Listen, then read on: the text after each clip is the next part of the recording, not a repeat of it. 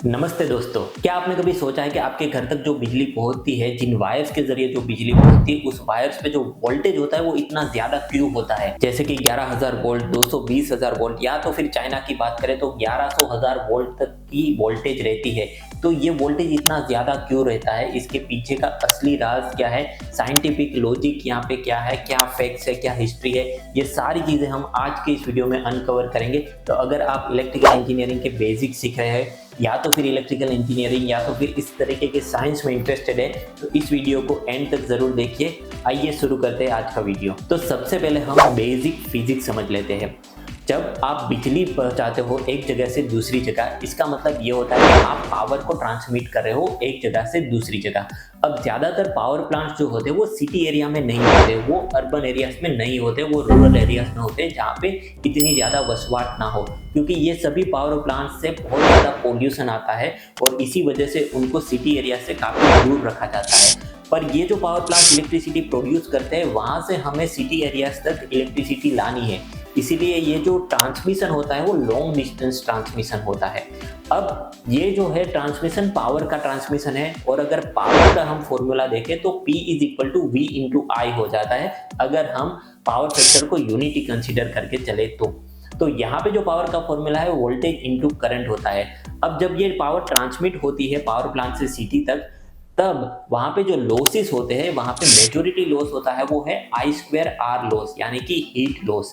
तो ये आई square are loss अगर फॉर्मूला आप देखो तो ये करंट और रजिस्टर के ऊपर डिपेंड करता है और करंट के स्क्वायर के ऊपर डिपेंड करता है। तो जितना ज्यादा करंट होगा उतना ही ज्यादा लॉस होगा।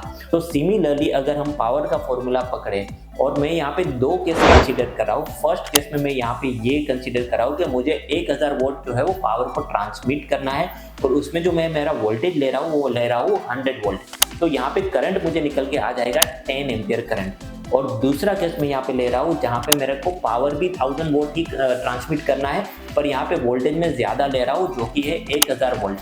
तो यहाँ पे जो करंट निकल के आएगा वो हो जाएगा 1 एम्पियर करंट।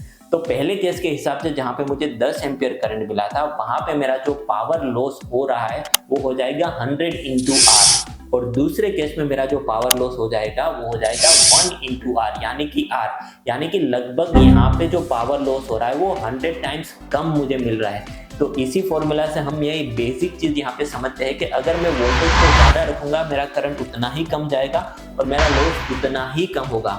ये सिर्फ बेसिक फिजिक्स नहीं है, रियल लाइफ में भी ये इम्प्लीमेंट होता है, रियल वर्ल्ड में भी हर देश में ये सारी चीजें इम्प्लीमेंट होती है। ज्यादातर देशों का अभी ट्रांसमिशन एंड डिस्ट्रीब्यूशन का जो लॉस चल रहा है वो 6 to 8% लॉस चल रहा है। सेंट्रल इलेक्ट्रिकल अथॉरिटी के डेटा के अकॉर्डिंग इंडिया का जो ट्रांसमिशन एंड डिस्ट्रीब्यूशन लॉस है दैट इज मोर देन 20%, और इंडिया बहुत सालों से ये स्ट्रगल कर रहा है कि इस लॉस को ये सिंगल डिजिट में लाए। पर ये डबल डिजिट लॉस होने का मेन कारण ये है कि जो वोल्टेज है वो कम वोल्टेज पे अभी भी हम यूज कर रहे हैं। यहाँ पे इंडिया में ज्यादातर वोल्टेज हम जो यूज कर रहे हैं वो है 220 kV 440 kV, ठीक है, और सिटी में आने के बाद हम 11 kV पे जंप करते हैं। तो ये एक महत्वपूर्ण कारण बन जाता है जहाँ पे आपके ट्रांसमिशन एंड डिस्ट्रीब्यूशन लॉसेस जो है वो बढ़ जाते हैं। अब थोड़ा हिस्ट्री के बारे में बात करते हैं। हाई वोल्टेज ट्रांसमिशन की शुरुआत बेसिकली 19th सेंचुरी से हुई थी। 1882 में मार्शल लीब्रेस ने first practical DC transmission line बनाई जो कि 1500 वोल्ट पावर को 2 kV वोल्टेज के ऊपर ट्रांसमिट कर रहा था 35 माइल्स तक। फिर 1889 में अमेरिका ने अपना first hydro electric power plant बनाया विलामेटी फॉल्स के ऊपर, जो कि पावर ट्रांसमिट कर रहा था 15 kV वोल्टेज के ऊपर और सिर्फ 16 माइल्स तक। उसके बाद 1930 में कैलिफोर्निया में बिग क्रीक लाइन बनी जो 400 किलोमीटर लंबी थी और 150 kV के ऊपर पावर जो है वो ट्रांसमिट कर रही थी। ये जो लाइन है वो उस समय की सबसे लंबी और हाईएस्ट वोल्टेज वाली लाइन थी। और अगर वहां से हम यहाँ पे जंप करें आज के दिन में तो चाइना जो है वो अल्ट्रा HVDC टेक्नोलॉजी में लीड कर रहा है। अल्ट्रा HVDC टेक्नोलॉजी बेसिकली क्या होता है कि AC पावर जो हम जनरेट करते हैं उसको फिर हम DC में ट्रांसमिट करने के बाद डीसी में कन्वर्ट करने के बाद उसको डीसी में ही ट्रांसमिट करते हैं, तो वो हो जाता है आपका high voltage DC transmission, HVDC transmission. तो इस पॉइंट पे दोस्तों मैं आपके साथ शेयर करना चाहता हूँ मेरा course DC to DC converter in MATLAB simulator. DC to DC converter basically एक ऐसा कन्वर्टर होता है जो कि वेरिएबल डीसी को फिक्स डीसी में कन्वर्ट करता है, साथ ही साथ उसको स्टेप अप या तो स्टेप डाउन भी करता है। तो बेसिकली ये एक ट्रांसफॉर्मर की तरह काम करता है। और डीसी टू डीसी कन्वर्टर आपको किस तरह से स्टेप बाय स्टेप डिजाइन करना है, उसके हर एक कंपोनेंट वहाँ पे क्यों है सर्किट में, उसके पीछे का लॉजिक क्या है, इन सभी तथ्यों के साथ मैंने पूरा कन्वर्टर समझाया है। और स्टेप बाय स्टेप हर एक ब्लॉक को क्यों लेना है, उसकी वैल्यू कैसे कैलकुलेट करनी है, ये सारी चीज़ें मैटलैब पे मैंने समझाई है। इस कोर्स को एनरोल करने के लिए पूरा जो लिंक है वो मैंने यहाँ पे डिस्क्रिप्शन बॉक्स में दे दिया है। साथ ही साथ आप इस क्यूआर कोड को भी स्कैन करके उस कोर्स को एनरोल कर सकते हो। ये जो पूरा कोर्स है उसमें मैंने 7 वीडियोस में बहुत ही अच्छी तरीके से हर एक चीज को कवर किया है। डीसी टू डीसी कन्वर्टर हर जगह पे यूज होता है, इलेक्ट्रिक व्हीकल्स में यूज होता है, एचवीडीसी ट्रांसमिशन में यूज होता है, और कोई भी इलेक्ट्रॉनिक इक्विपमेंट आप ले लो, डीसी टू डीसी कन्वर्टर वहां पे यूज होता है। तो अगर आपको ये कोर्स डिस्काउंटेड प्राइस में चाहिए तो ये दिया गया कूपन कोड यूज कीजिए, जिसके साथ ही आपका जो ये पूरा कोर्स है वो डिस्काउंटेड प्राइस में मिल जाएगा। लेकिन जल्दी करिए दोस्तों, ये जो पूरा कूपन कोड है वो कुछ दिनों के लिए ही वैलिड रहेगा। तो जल्दी से जाइए इस कोर्स को एनरोल कीजिए, और कोर्स कंप्लीट करने के बाद आपको सर्टिफिकेट भी वहां पे मिल जाएगा। So quickly go there and enrol the course.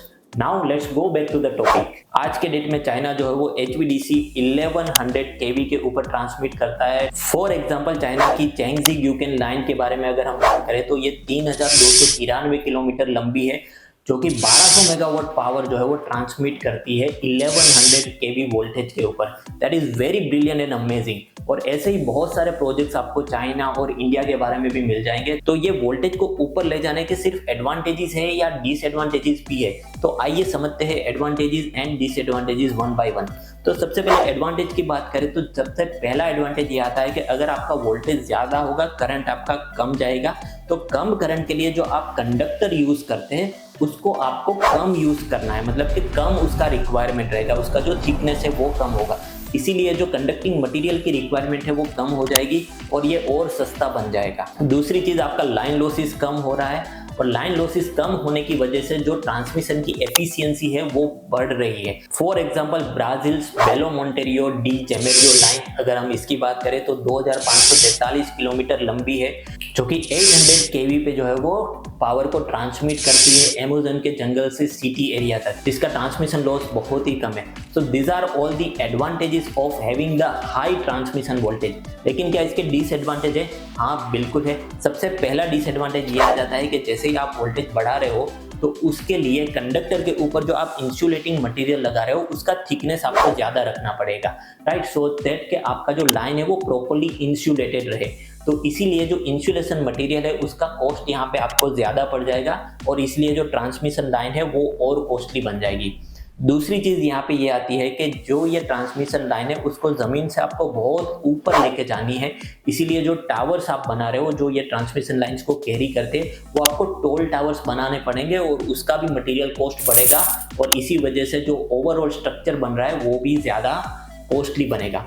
तीसरा जरिया यह है कि आप इन ट्रांसमिशन लाइंस को अंडरग्राउंड भी कर सकते हो, लेकिन वहां पे भी अगर आप अंडरग्राउंड कर रहे हो तो आपको बहुत ही डीपर होल्स जो है वो बनाने पड़ेंगे, और प्रॉपरली इंसुलेटेड रखना पड़ेगा, और उसको प्रॉपरली कंस्ट्रक्ट करना पड़ेगा पाथ आपका। तो वो जो कॉस्ट है वो और भी ज्यादा बन जाएगी, और इसीलिए हम ज्यादातर ओवरहेड लाइन के जरिए ही अपना जो ट्रांसमिशन है वो करते हैं। तो these are all the disadvantages of having the high voltage transmission lines. But अगर हम एडवांटेजेस की बात करें तो ये डिसएडवांटेज के ऊपर भारी पड़ जाता है, और इसीलिए सभी कंट्रीज ज्यादातर हाई वोल्टेज ट्रांसमिशन लाइंस को ही प्रेफर करती है। यूएस की अगर हम बात करें तो वो अपना जो ट्रांसमिशन लाइंस है वो 115 kV, 230 kV और 500 kV के ऊपर रखते हैं। चाइना की अगर बात करें तो 90 ultra high voltage transmission lines है उनके पास, 20 हाई वोल्टेज डीसी लाइन्स है जो कि रिन्यूएबल एनर्जी को डेजर्ट से प्रोड्यूस करके सिटीज एरियाज तक ला रहे हैं। इंडिया की अगर हम बात करें तो पावर ग्रिड कॉर्पोरेशन जो है वो अपना हाई वोल्टेज ट्रांसमिशन नेटवर्क जो है वो और एक्सपांड कर रहा है, सो दैट कि उसका जो ट्रांसमिशन लॉसेस है वो 20% से कम करके सिंगल डिजिट पे लाए। So this is all pointing out at the one point that we have to keep our voltage high so that we can reduce our losses. और आई होप कि इन सारे तथ्यों को आपके सामने रखने के बाद आपको प्रॉपर समझ में आया होगा कि क्यों हम हाई वोल्टेज को ज्यादा प्रीफर करते हो। ऐसे ही वीडियोस को और देखने के लिए प्लीज सब्सक्राइब करें मेरा चैनल, और अगर वीडियो आपको अच्छा लगा हो तो प्लीज लाइक करें और शेयर करें अपने दोस्तों के साथ। मैं मिलता हूँ आपको अगले वीडियो में। Thank you very much.